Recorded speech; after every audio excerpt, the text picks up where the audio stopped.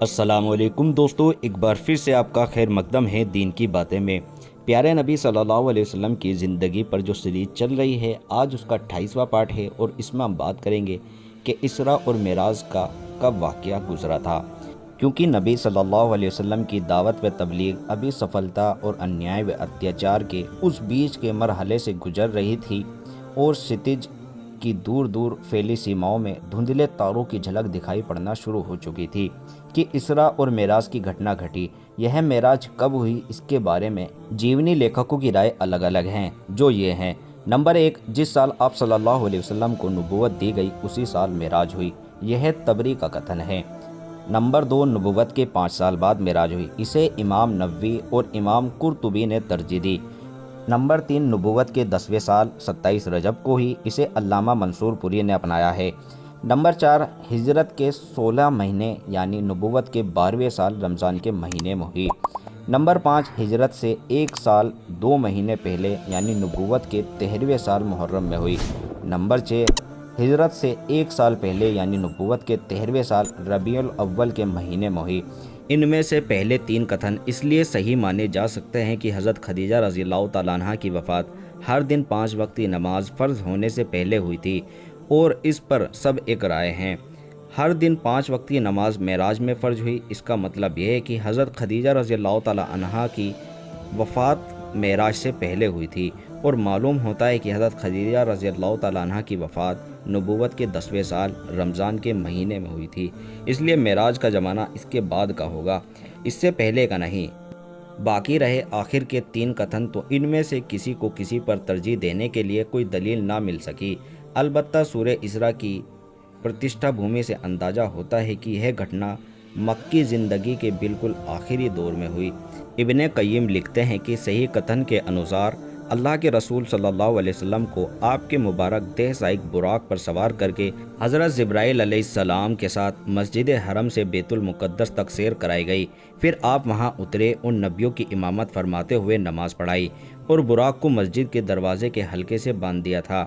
اس کے بعد اسی رات آپ صلی اللہ علیہ وسلم کو بیت المقدس سے آسمان دنیا تک لے جایا گیا، جہاں جبرائیل علیہ السلام نے دروازہ کھلوایا۔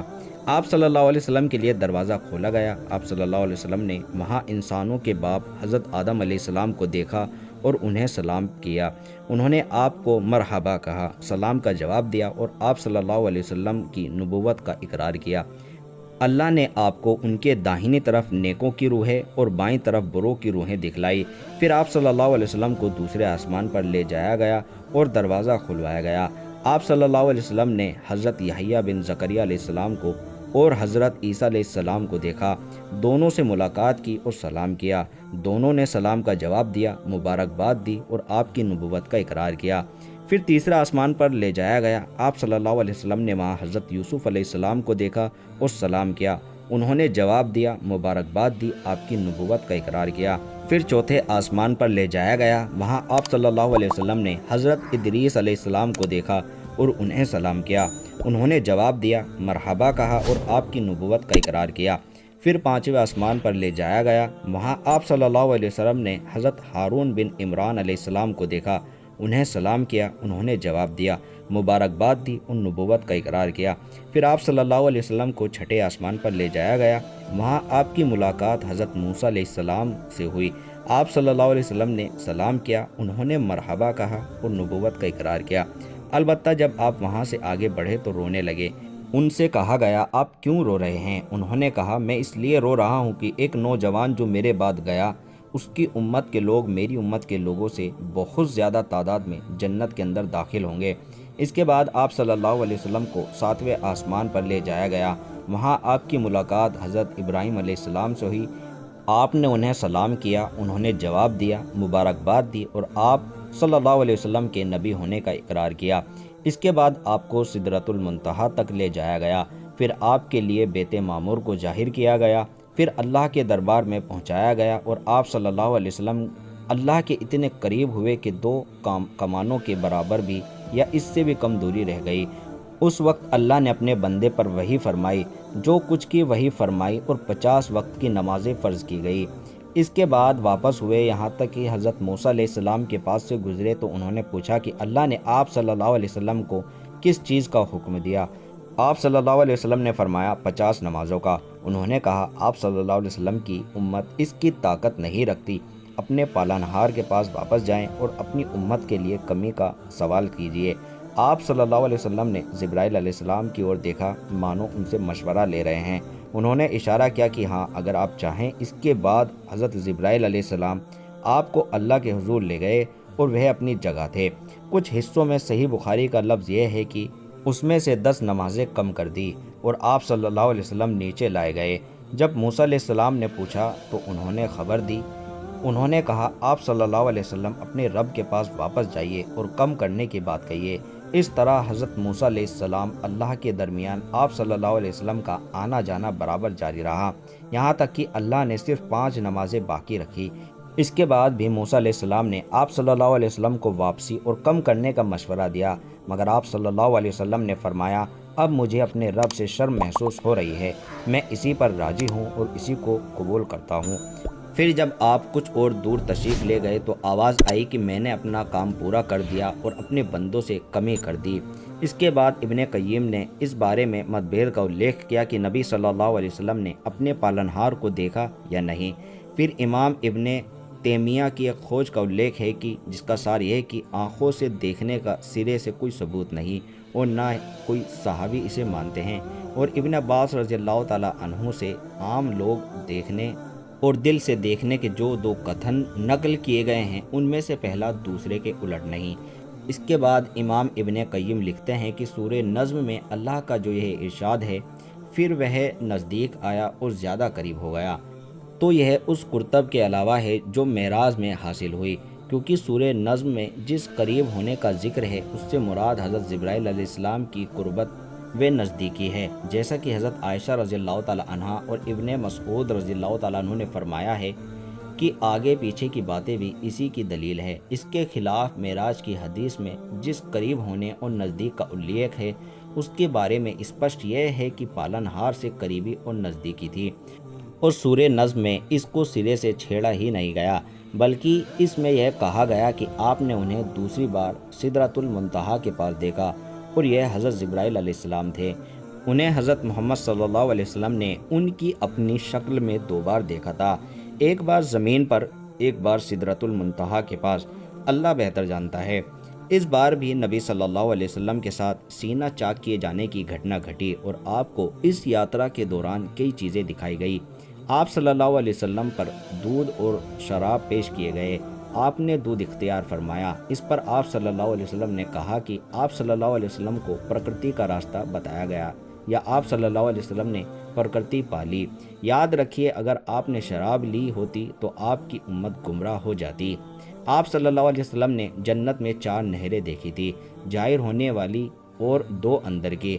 जाहिर होने वाली नहरें नील व फुरात थी। इसका मतलब शायद यह है कि आपकी रिसालत नील और फुरात की हरी भरी घाटियों को अपना वतन बनाएगी, यानी यहाँ के निवासी एक नस्ल के बाद एक नस्ल मुसलमान होंगे। यह नहीं कि इन दोनों नहरों के पानी का स्रोत जन्नत में है, अल्लाह बेहतर जानता है। आप सल्लल्लाहु अलैहि वसल्लम ने मालिक जहन्नम के दरोगा को भी देखा। वह हंसता न था और ना उसके चेहरे पर खुशी और चमक थी। आपने जन्नत व जहन्नम भी देखी। आप सल्लल्लाहु अलैहि वसल्लम ने उन लोगों को भी देखा जो यतीमों का माल जुल्म के साथ खा जाते हैं। उनके होंठ ऊँट के होंठ की तरह थे और वे अपने मुंह से पत्थर के टुकड़े जैसे अंगारे ठूस रहे थे जो दूसरी ओर उनके पखाने के रास्ते निकल रहे थे। आप सल्लल्लाहु अलैहि वसल्लम ने ब्याज खाने वालों को भी देखा। उनके पेट इतने बड़े बड़े थे कि वे अपनी जगह से इधर उधर नहीं हो सकते थे, और जब आले फिरौन को आग पर पेश करने के लिए ले जाया जाता तो उनके पास से गुजरते वक्त उन्हें रौंदते हुए जाते। आप सल्लल्लाहु अलैहि वसल्लम ने जिना करने वालों को भी देखा। उनके सामने ताज़ा और अच्छा मांस था और उसी के साथ सड़ा हुआ छींचड़ा भी था। ये लोग ताज़ा और अच्छा मांस छोड़कर सड़ा हुआ छींचड़ा खा रहे थे। आप सल्लल्लाहु अलैहि वसल्लम ने उन औरतों को देखा जो अपने पतियों पर दूसरों की औलाद दाखिल कर देती हैं, यानी दूसरों से जिना करके गर्भवती हो जाती हैं, लेकिन जानकारी ना होने की वजह से बच्चा उनके शोहर का समझा जाता है। आपने उन्हें देखा कि उनके सीनों में बड़े बड़े टेढ़े कांटे चुभा कर उन्हें आसमान और ज़मीन के बीच लटका दिया गया है। आप सल्लल्लाहु अलैहि वसल्लम ने आते जाते हुए मक्का वालों का एक काफिला भी देखा और उन्हें उनका एक ऊँट भी बताया जो भड़क कर भाग गया था। आप सल्लल्लाहु अलैहि वसल्लम ने उनका पानी भी पिया जो एक ढके हुए बर्तन में रखा था। उस वक्त काफिला सो रहा था, फिर आपने उसी तरह बर्तन ढक कर छोड़ दिया और यह बात मेराज की सुबह आप सल्लल्लाहु अलैहि वसल्लम के दावे की सच्चाई की एक दलील साबित हुई। अल्लामा इब्ने क़य्यिम फरमाते हैं कि जब अल्लाह के रसूल सल्लल्लाहु अलैहि वसल्लम ने सुबह की ओर अपनी कौम को इन बड़ी बड़ी निशानियों की खबर दी जो अल्लाह ने आप सल्लल्लाहु अलैहि वसल्लम को दिखाई थी, तो कौम के झुटलाने, कष्ट पहुंचाने और सताने में और तेजी आ गई। उन्होंने आपसे सवाल किया कि बैतुल मुक़द्दस की स्थिति बयान करें।